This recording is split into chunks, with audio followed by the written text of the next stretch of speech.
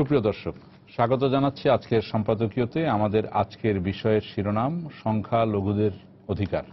আর এই নিয়ে আলোচনার জন্য আমাদের স্টুডিওতে আমন্ত্রণ জানিয়েছি, আমার ডান দিক থেকে পরিচয় করে দিচ্ছি, রয়েছেন গবেষণা ও উন্নয়ন কালেকটিভ RDCর চেয়ারপারসন অধ্যাপক ডক্টর মেজবা কামাল, রয়েছেন সিনিয়র আইনজীবী এবং বাংলাদেশ হিন্দু বৌদ্ধ খ্রিস্টান ঐক্য পরিষদের সাধারণ সম্পাদক অ্যাডভোকেট রানা দাশগুপ্ত, রয়েছেন রাজনৈতিক বিশ্লেষক জনাব সুভাষ সিংহ রায়। আপনাদের তিনজনকে স্বাগত জানাচ্ছি আজকে আমাদের আলোচনা অনুষ্ঠানে। দর্শক, জানিয়ে রেখে আমাদের আলোচনায় আপনিও অংশ নিতে পারবেন।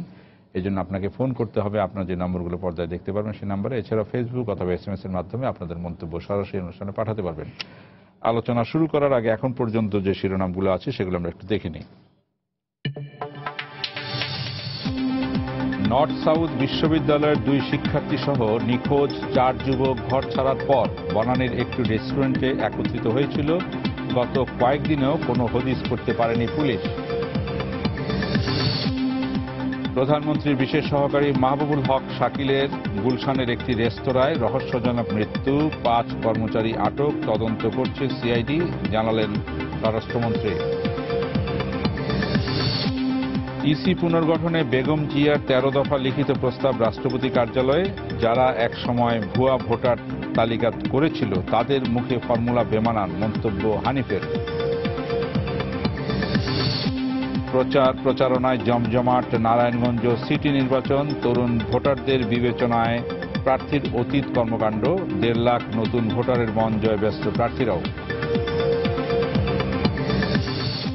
এবং ঊর্ধ্বতন কর্তাদের খামখেয়ালি নির্দেশে রাজধানীতে চলছে ট্রাফিক পুলিশের টার্গেট মামলা, অস্বীকার কর্তৃপক্ষের, নগরবাসীর দুর্ভোগ চরমে।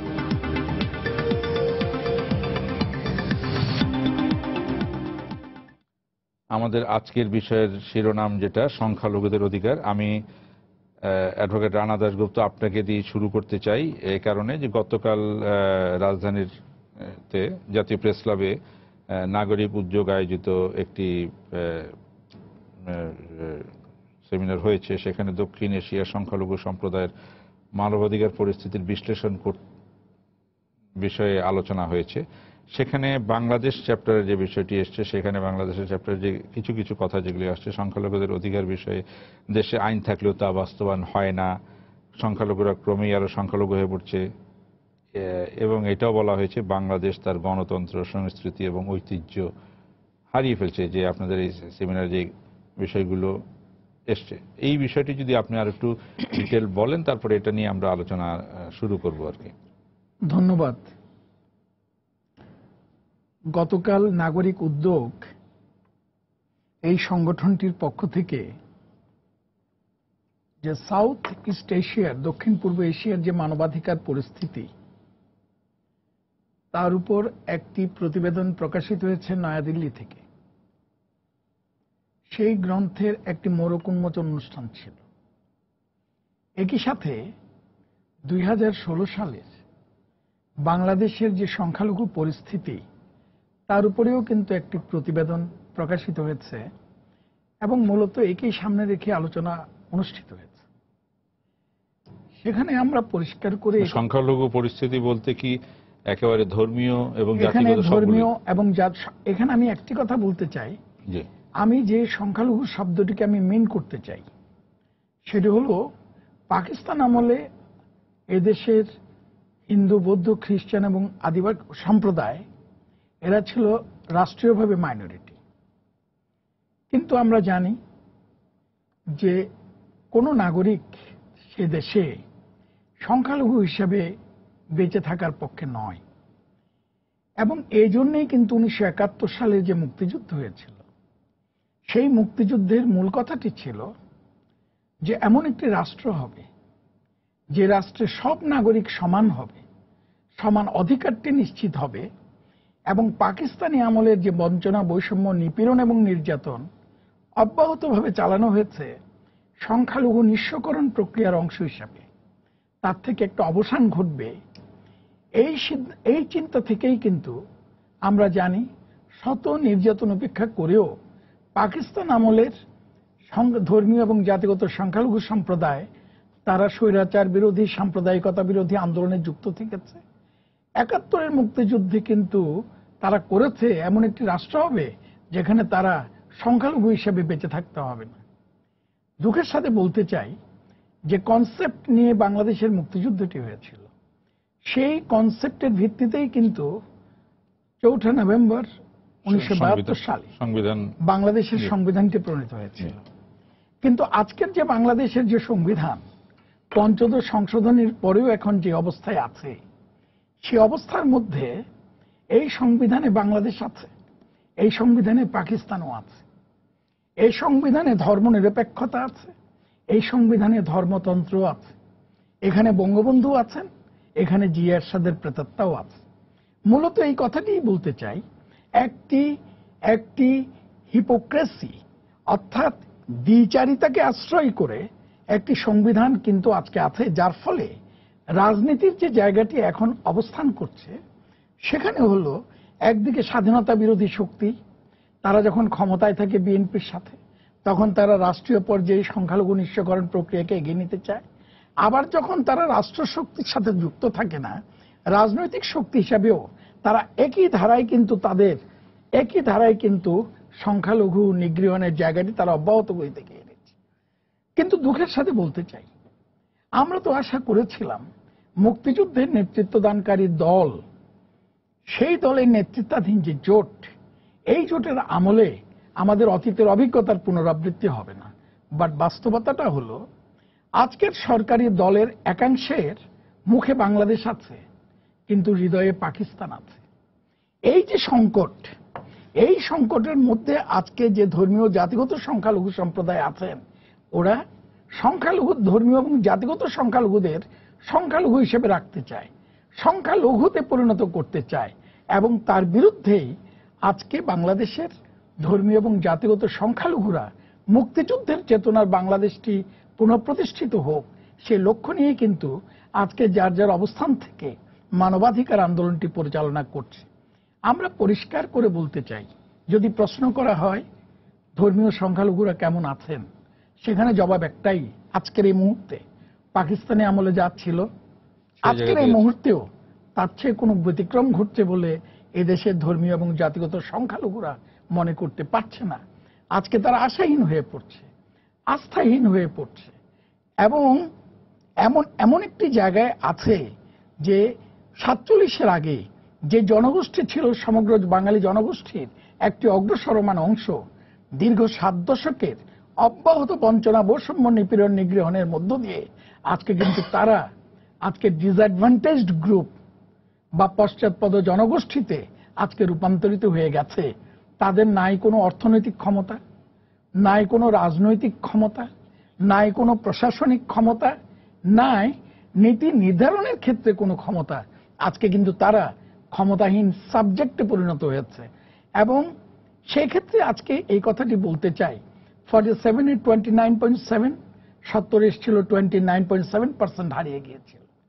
আজকে 70 এর 20, 2011 সালের পরিসংখ্যান বলে 9 থেকে 10% নেমে এসেছে।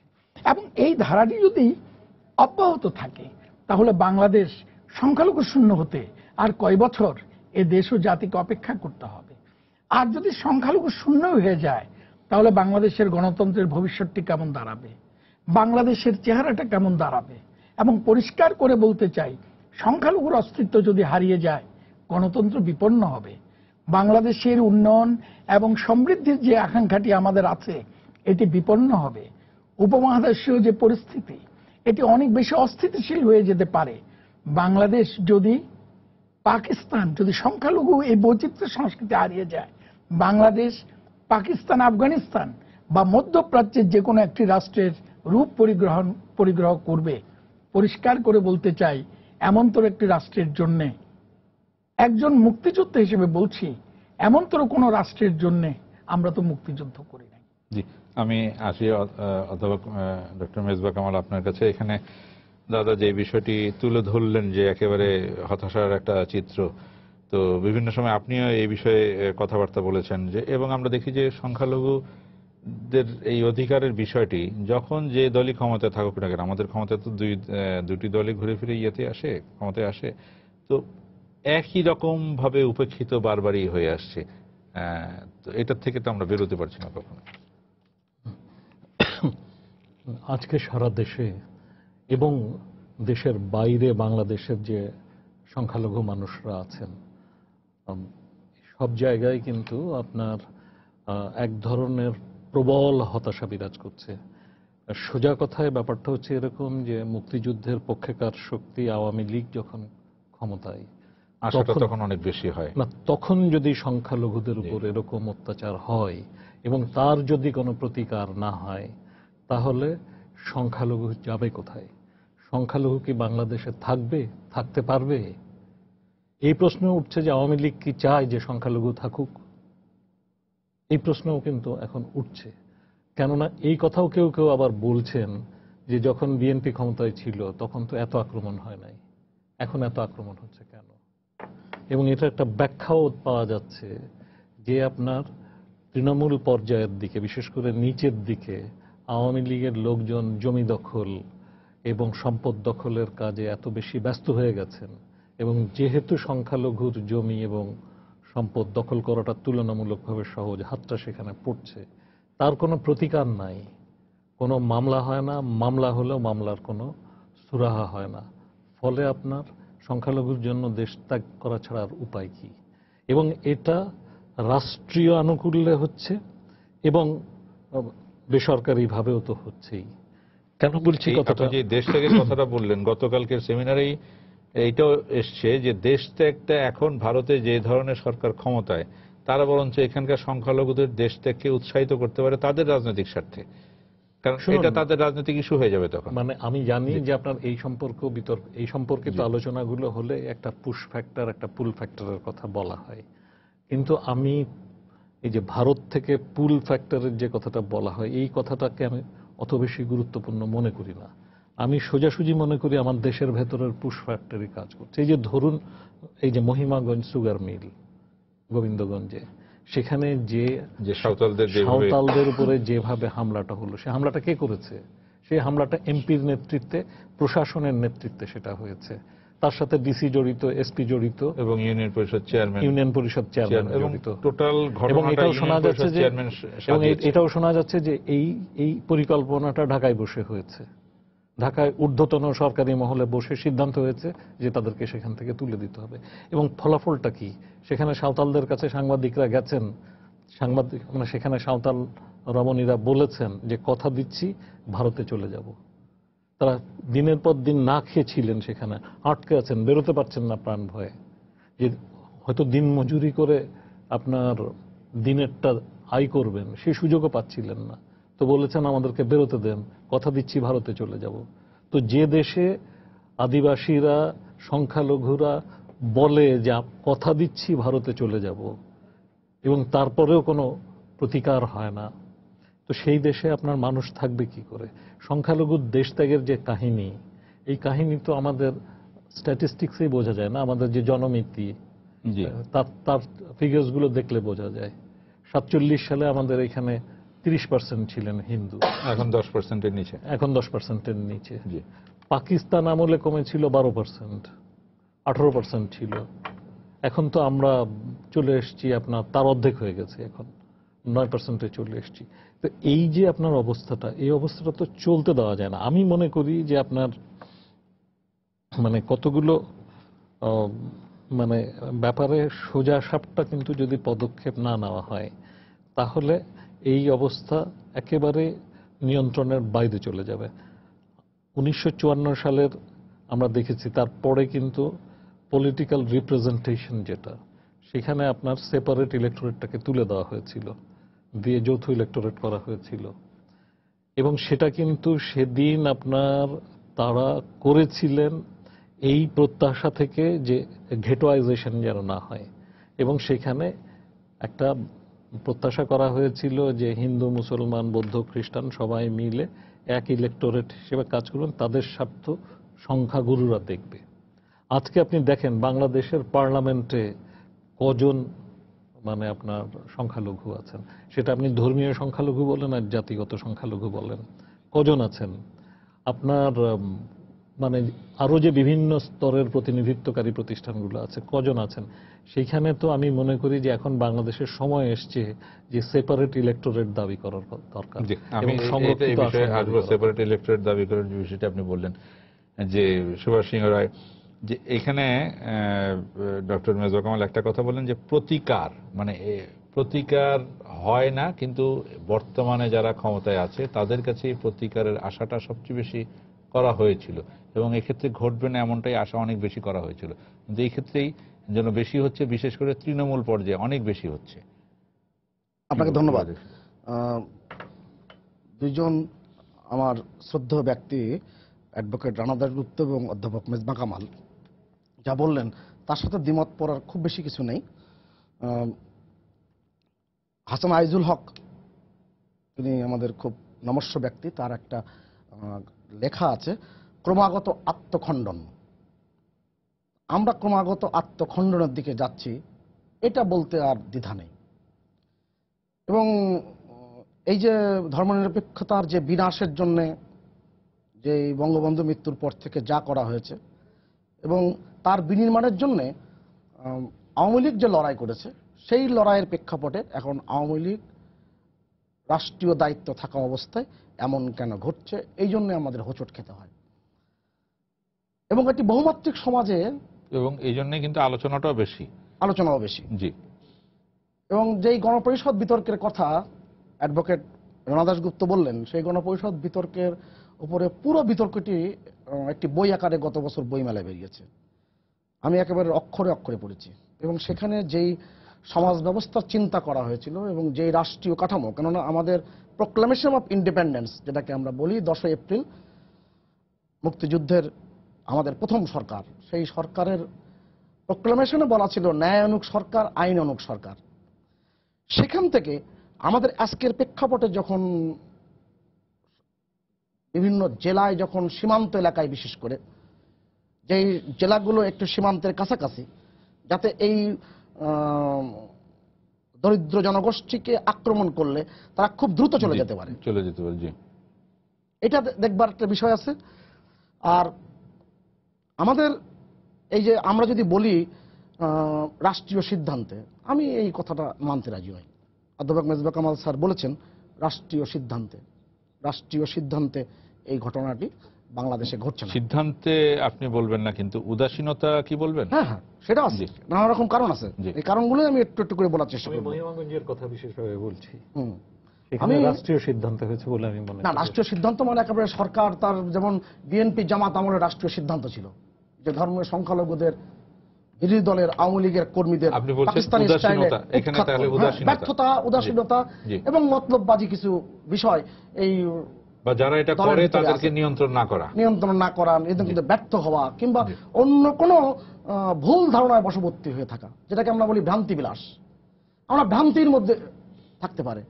অনেকে মনে করছেন যে আওয়ামী মুসলিম লীগ থেকে আওয়ামী লীগ হয়েছে, এখন আমাদের আওয়ামী লীগের গায়ে একটা হিন্দুয়ানি গন্ধ অনেকে দোষারোপ করে সবসময়, সেই পাকিস্তান আমল থেকে শুরু করে এখনো। এইটাকে আমরা একটু ধুয়ে মুছে সাফ করে এটা রাখবো।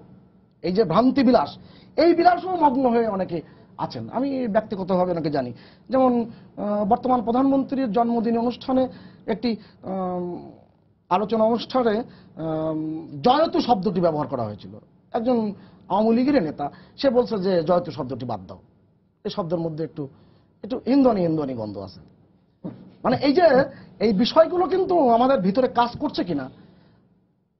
আমার কৈফিয়ত লিখেছিলেন জাতীয় কবি কাজী নজরুল, যে অমর কাব্য তোমরা লিখিও যারা তোমরা আছো সুখে, এই বাঁচি কিনা বাঁচি যুগের হুজুগ কেটে গেলে। আমরা কোন হুজুগে পড়লাম? যেই হুজুগে আপনি আওয়ামী লীগের যে সর্বশেষ যে কনফারেন্সটি হলো, সেই কনফারেন্সের যে কমিটি হয়েছে, সেই কমিটিতে কিন্তু ধর্মীয় সংখ্যালঘু থেকে শুরু করে জাতিগত সংখ্যালঘু 12 থেকে 13% কিন্তু নেতৃত্বে এসেছে।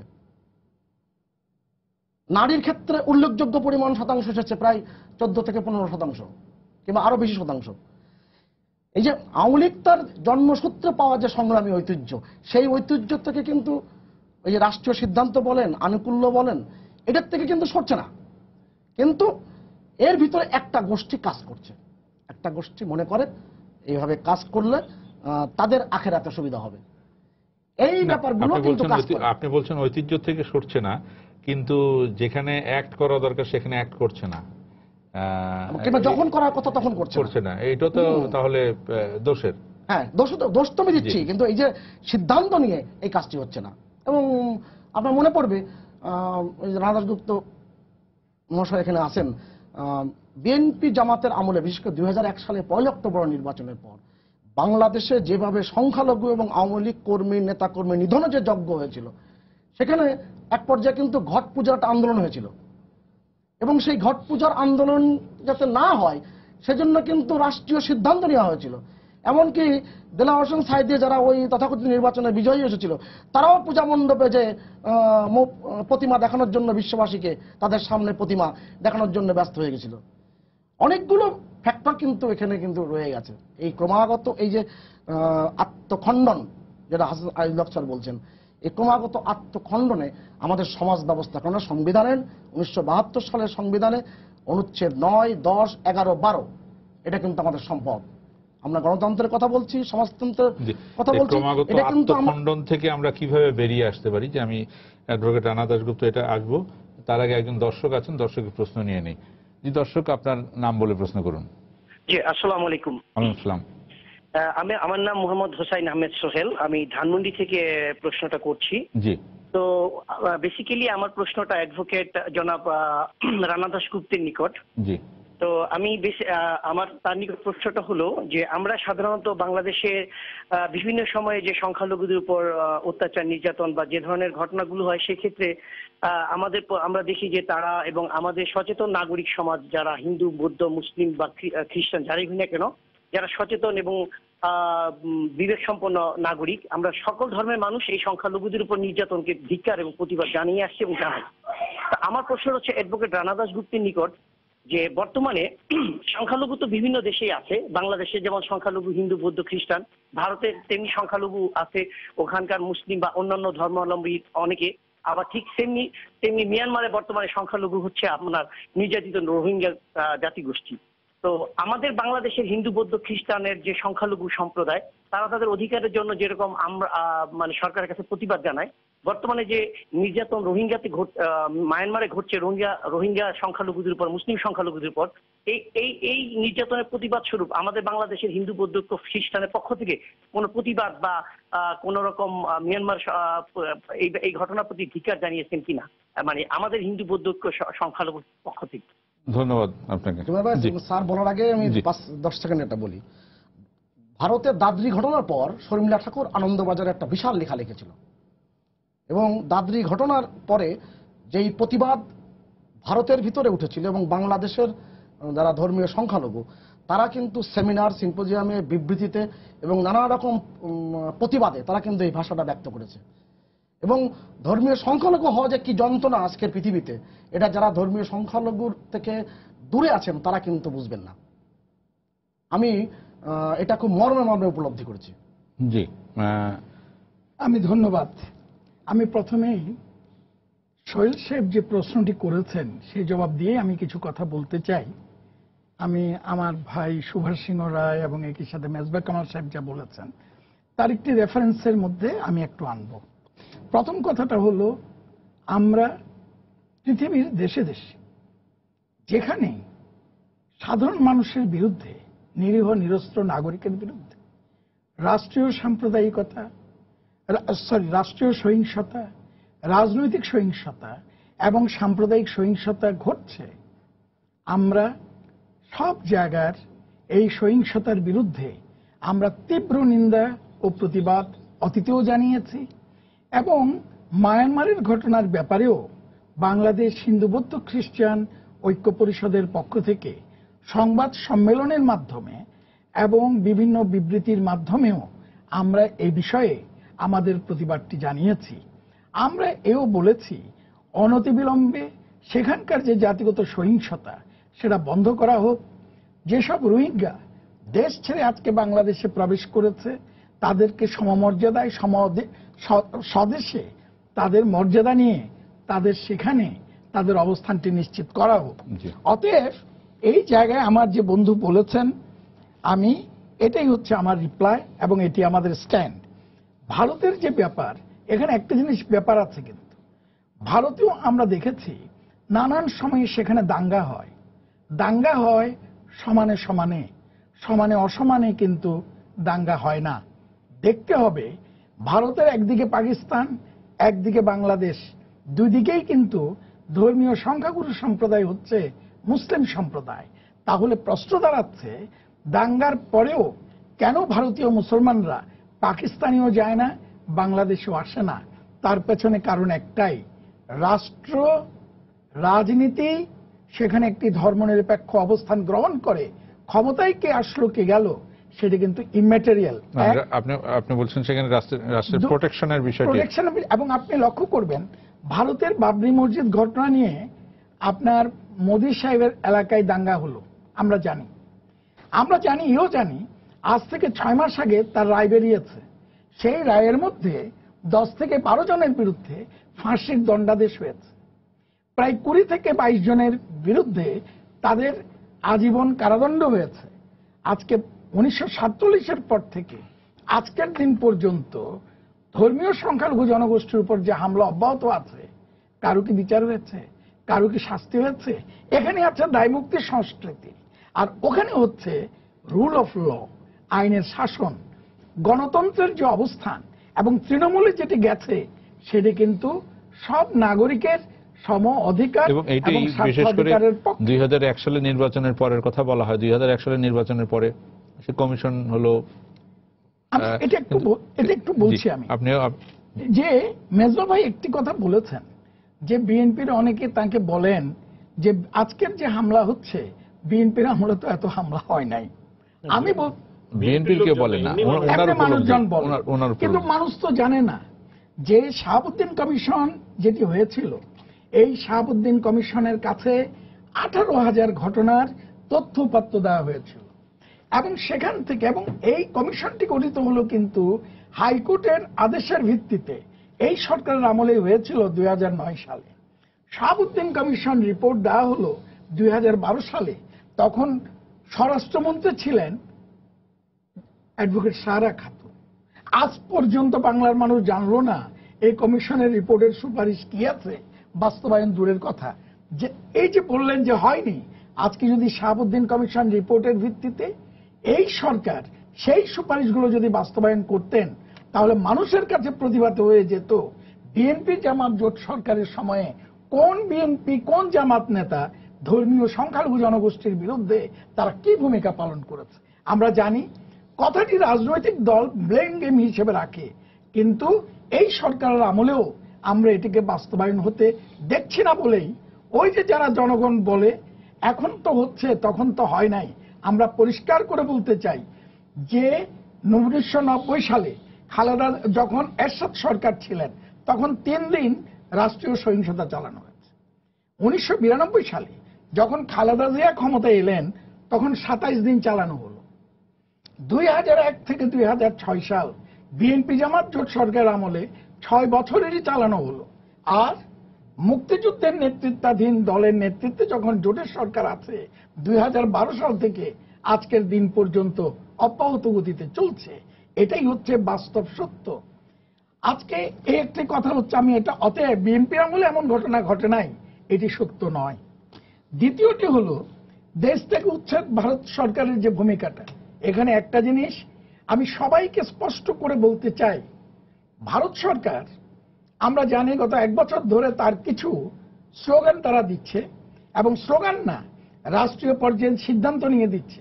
এক, যেসব হিন্দু বৌদ্ধ খ্রিস্টান সাম্প্রদায়িক সহিংসতার কারণে ভারত পাকিস্তান বাংলাদেশ পাকিস্তান থেকে ভারতে আশ্রয় গ্রহণ করবে বা করছে, ভারত সরকার তাদেরকে শরণার্থীর মর্যাদায়, আই ওয়ান্ট টু মেনশন শরণার্থীর মর্যাদায় ভারত সরকার তাদেরকে জায়গা তাদেরকে থাকতে দেবে, নাগরিকত্ব দেবে না, তবে ভারতের নাগরিকরা যে সুযোগ সুবিধাগুলো পায় সেটা দেবে। তাহলে অ্যাডমিটেড পজিশন, শরণার্থী ইস্যুগুলো আজকে সেখানে কাম আপ করা হচ্ছে। আরেকদিকে বলা হচ্ছে কিন্তু নাগরিকত্ব আইন সংশোধনের উদ্যোগ নেওয়া, আমি আবার বলি ওই নাগরিকত্ব আইন সংশোধনের উদ্যোগ এখন আর নাই, ওটা তারা ডিপ ফ্রিজে রেখে দিয়েছে। তাহলে আমরা একটা শরণার্থী ইস্যু পাচ্ছি। আরেকটি হলো ভারত সরকার বলছেন অনুপ্রবেশকারী ঢুকেছে, আর গত 10 দিন আগে ভারতের মন্ত্রী রাজ্যসভায় বললেন 2 কোটির উপরে বাংলাদেশের নাগরিক ভারতে অবস্থান করছে। অতএব আমি একটা জিনিস এই কথাটি বলতে চাই, আজকের দিন পর্যন্ত রাষ্ট্র সরকার কোন রাজনৈতিক দল তাকে রিফিউট করতে কিন্তু করেননি বা করতে পারেননি, কারণ পারার কোনো বাস্তবতাও নাই। তাহলে আমি বলতে চাই কিসের ইঙ্গিত?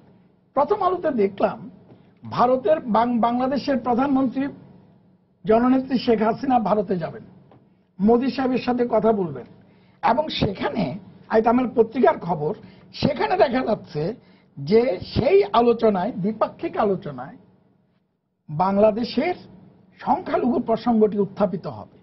তার অর্থটি হলো, যদি পত্রিকার এই সংবাদটি সত্য হয়, তাহলে বাংলাদেশের minority issue is going to B the bilateral issue of both India and Bangladesh. আমি এই কথাটি বলতে চাই, বারবার এই কথাটি বলতে চাই, সংখ্যালঘুর অস্তিত্ব মানেই বাংলাদেশের গণতন্ত্রের অস্তিত্ব, সংখ্যালঘুর অস্তিত্ব মানেই বাংলাদেশের গণতান্ত্রিক ভবিষ্যতের অস্তিত্ব। আর সংখ্যালঘুর অস্তিত্ব যদি বিলীন হয়ে যায়, আমি আবারও বলতে চাই, মুক্তিযুদ্ধের স্বপ্নের বাংলাদেশ ফিরে পাওয়া দূরে থাকুক, বাংলাদেশ কোনো ব্যর্থ রাষ্ট্রের দিকে যাবে কিনা আমি আগেই বলেছি, পাকিস্তান, আফগানিস্তান ইত্যাদি সাবকন্টিনেন্ট পলিটিক্সের একটা কথাও বলছি। আজকে আমার কথাটা হলো, এমন একটি পরিস্থিতির জন্য আমি আগেও বলেছি, আবারও বলতে চাই, আমরা মুক্তিযুদ্ধ করি নাই। সুভাষ সিংহ রায় একটি কথা বলেছেন যে আমাদের প্রোক্লামেশন অফ ইন্ডিপেন্ডেন্স, এটাই তো আমার সামাজিক চুক্তি। সামাজিক চুক্তিতে পরিষ্কার করে বলা হয়েছিল এমন একটি বাংলাদেশ আমরা চাই যে বাংলাদেশ প্রতিষ্ঠিত হলে পরে সাম্য, সমতা এবং সামাজিক ন্যায় বিচারটি নিশ্চিত হবে। এই প্রোক্লামেশন অফ ইন্ডিপেন্ডেন্সটাকে যদি আমি সামনে ধরি, আর বাংলাদেশের 75 সংশোধনের পরেও আজকের যে সংবিধান আছে, সেই সংবিধানে part 4 of the constitution fundamental rights এর প্রভিশনটি আছে, কিন্তু পার্ট 1 যখন আমি প্রিএম্বলটার দিকে তাকাই, এবং যে আমি যখন দিকে তাকাই, তার সাথে কিন্তু সাম্য, সমতা এবং সামাজিক ন্যায় বিচারের জায়গাটি কিন্তু কন্ট্রাস্ট হচ্ছে। আরেকটি হচ্ছে, আওয়ামী লীগ তিনি বলেছেন যে আওয়ামী লীগ নীতিতে ঠিক আছে, অবশ্যই, কিন্তু আজকে ভেবে দেখতে হবে আওয়ামী লীগ আওয়ামী মুসলিম লীগে রূপান্তরিত করার কোন প্রক্রিয়া চলছে কিনা। যদি চলে থাকে, এটা আমাদের সবার জন্য দুঃখজনক, সেই আলামতটি কিন্তু আমরা লক্ষ্য করছি। যখন জামাতি নেতাদের আওয়ামী লীগের টিকিট দিয়ে নমিনেশন দেওয়া হয়, তারা মেয়র হয়, ইউনিয়ন পরিষদ চেয়ারম্যান হয়, অথচ মাননীয় প্রধানমন্ত্রী বলেন আওয়ামী লীগ এত ক্ষুদ্র হয়ে যায় না যে অন্য এদের থেকে লোক নিতে হবে, তারপরেও কিন্তু এটি থামেনি। অথচ যারা এগুলো করছে, কোন রাজনৈতিক নেতার বিরুদ্ধে ব্যবস্থা নেওয়া হয়নি, উদ্যোগ আজ পর্যন্ত আমরা দেখিনি। আরেকজন দর্শক আছেন, দর্শকের প্রশ্ন নিয়ে নেই। জি দর্শক, আপনার নাম বলে প্রশ্ন করুন। জি, আসসালামু আলাইকুম। ওয়ালাইকুম আসসালাম। জি, আমি পলি বলছি, উত্তরা থেকে। জি বলেন। যে ওই যে প্রশ্ন হচ্ছিল যে ইন্ডিয়ার যে মুসলমানদের দাঙ্গা হলে ওরা দেশ ত্যাগ করে না। আমার মনে হচ্ছে যে ইন্ডিয়ার যারা মুসলমান থাকে, ওরা ইন্ডিয়াকে, ওদের দেশপ্রেমটা একটু বেশি, ওরা ওদের দেশকে বেশি ভালোবাসে, তাই ওরা দেশটাকে ত্যাগ করে না। কিন্তু আমাদের দেশে যারা হিন্দু আছে, তাদের ভিতরে আমার মনে হয় দেশপ্রেমটা ওরকম ভাবে কাজ করে না। কারণ আমাদের দেখা যাচ্ছে, যখন আমাদের ক্রিকেট খেলা হলো বাংলাদেশ ভারত, আমি অনেক হিন্দুকে দেখেছি ওরা বাংলাদেশকে সাপোর্ট না করে ওরা ইন্ডিয়াকে সাপোর্ট করেছে, এবং ওনাদের বেশিরভাগ ব্যাংক ব্যালেন্স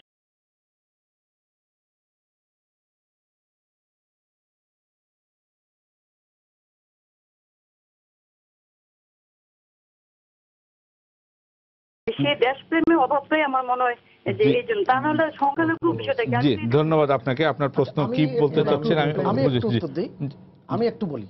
আমি দাসিয়ার ছড়ায় গিয়েছিলাম, বিলুপ্ত যে ছিটমহল, বিশ্ববিদ্যালয় মঞ্জুরি কমিশনের চেয়ারম্যান আমি গিয়েছিলাম। আমি ওখানে রজত সেন নামে একজন ভদ্রলোককে পেয়েছিলাম, তাকে জিজ্ঞেস করেছিলাম আমি ব্যক্তিগত আগ্রহের থেকে যে আপনাকে ভারতের নাগরিক হওয়ার কোনো সুযোগ দিয়েছিল? বলে অবশ্যই দিয়েছিল। তা আপনি নেননি কেন? বলে আমার মধ্যে দ্বিধাদ্বন্দ্ব ছিল, কিন্তু আমার মায়ের বয়স 86 বছর। তাকে আমি যখন জিজ্ঞেস করলাম, আমার মা বলল, ভারত যত বড় রাষ্ট্রই হোক না কেন, তোর জন্মভূমি হচ্ছে বাংলাদেশ, স্বর্গের চেয়ে দামি। তা এই কনসেপ্ট কিন্তু বাংলাদেশের এখনো পর্যন্ত ধর্মীয় সংখ্যালঘু যারা আছেন তাদের মধ্যে এই কনসেপ্টটা রয়েছে। অনেক কিছু অপপ্রচার আছে, অপপ্রচারে অনেকে বিভ্রান্ত হন, এটা আমি দেখেছি। এটার উপরে আমি একটু রিপ্লাই দেবো, আপনি জি। না, আমি উত্তরা থেকে যে আপা যে কথাগুলো বললেন, আমি অত্যন্ত ব্যথিত বোধ করছি আসলে। কেননা এই ভাবনাগুলো যে আমাদের দেশের মানুষের মনের মধ্যে এখনো আছে, সেটা খুব দুর্ভাগ্যজনক। বিষয়টা নিয়ে আমরা খুব বেশি আলোচনা করতে চাই না, আমরা আমাদের সাবজেক্টে থাকতে চাই। এটা এই ধরনের কোশ্চেন বা এই ধরনের ইয়েটা কিন্তু আমাদের সেই সংখ্যালঘু নির্যাতনেরই একটা অংশ বলে। না, আমি শুধু একটা কথা বলি আপনার, ধরুন মানে দেশপ্রেম কোনো ধর্ম দিয়ে নির্ধারিত হয় না। হ্যাঁ, কাজেই আপনার মুসলমানের দেশপ্রেম আছে, হিন্দুর দেশপ্রেম নাই, বা বৌদ্ধ খ্রিস্টানের নাই, এরকম ভাবে যারা ভাবেন তারা খুব ভুল করেন, এক। আর দুই নম্বর হচ্ছে যে মানে একটা মানুষ কখন তার পরিবারের একটা সন্তানকে বা সন্তান মানে মেয়েদেরকে অন্য দেশে পাঠিয়ে দেন, কখন তার টাকা পয়সা যতটুকু জমাতে পারেন তার কিছুটা এখানে রেখে অন্য দেশে পাঠিয়ে দেন, কি অবস্থা তাকে বাধ্য করে, সেইটা কিন্তু হিসাবের মধ্যে নিতে হবে।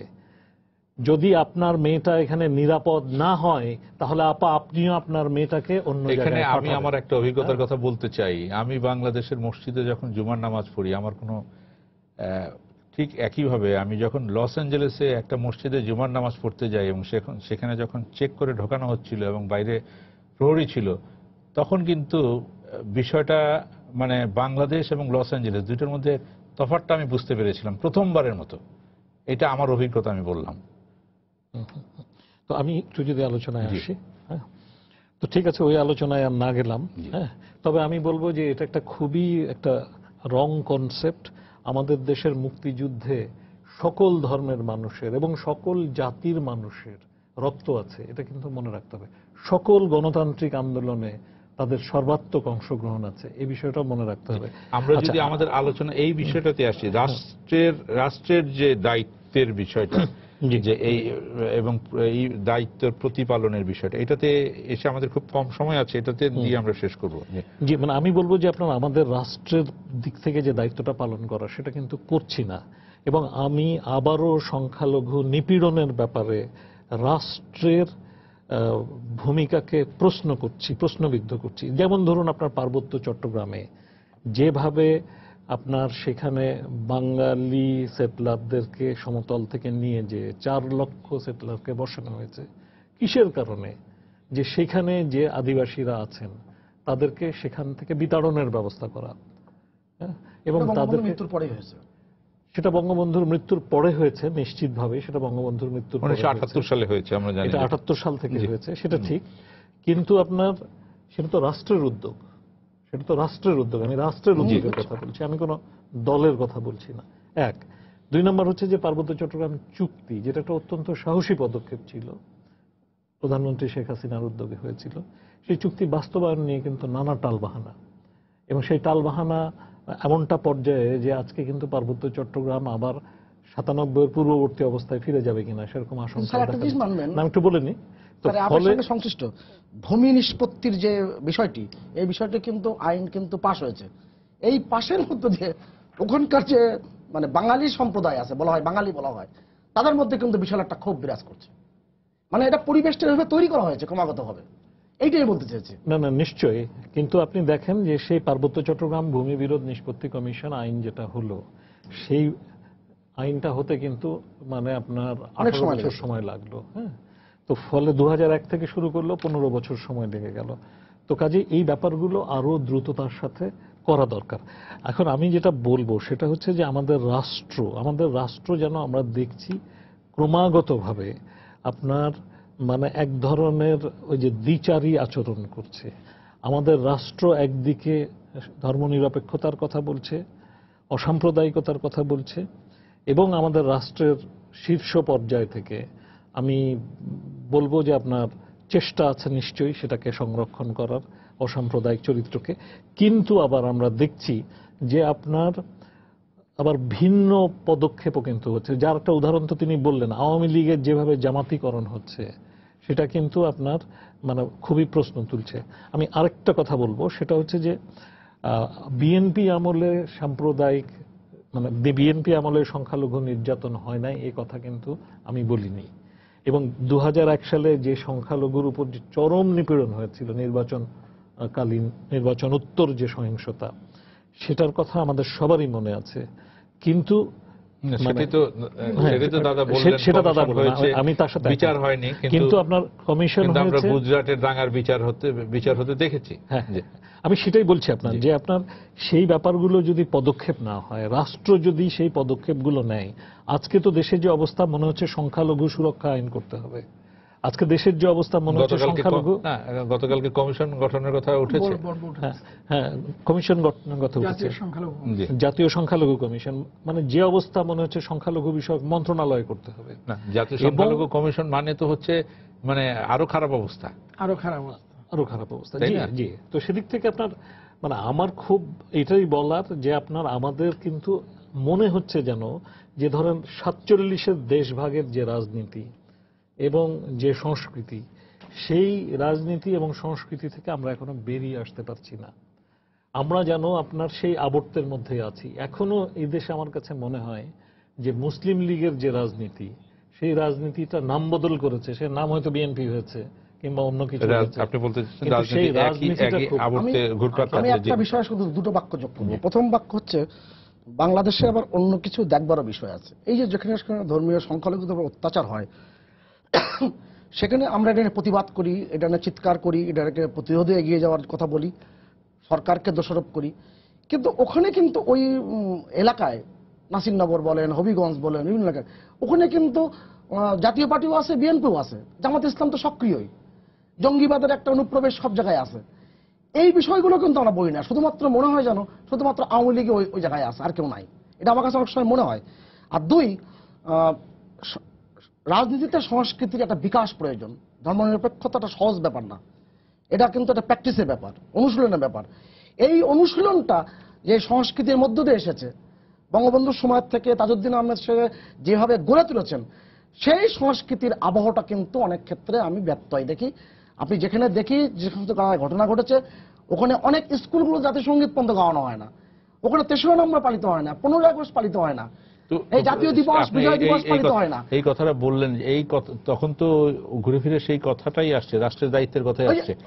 আমি এই ব্যর্থতার কথা বলছি, এই ব্যাপারগুলো কিন্তু রয়ে গেছে। জি, মানে এখানে নিশ্চিত করতে হবে আমাদের চেতনাটা ওইভাবে জাগ্রত থাকতে হবে, বা চেতনাটাকে ওইভাবে গড়ে তুলতে হবে যে বিষয়টাকে রাষ্ট্রকেই খবরদারি করতে হবে। তা তো বটেই। আমি এক বাক্যে স্বীকার করি, কমিউনিস্ট পার্টির সর্বশেষ যে সম্মেলন হলো আওয়ামী লীগের কাউন্সিলের পরে হয়েছে, আওয়ামী লীগ যেভাবে ধর্মীয় সংখ্যালঘুদের, জাতিগত সংখ্যালঘুদের যেখানে মানে অবস্থান দিয়েছে, যোগ্যতা অনুযায়ী দিয়েছেন, কমিউনিস্ট পার্টিকে সেটা দেওয়া হয়েছে।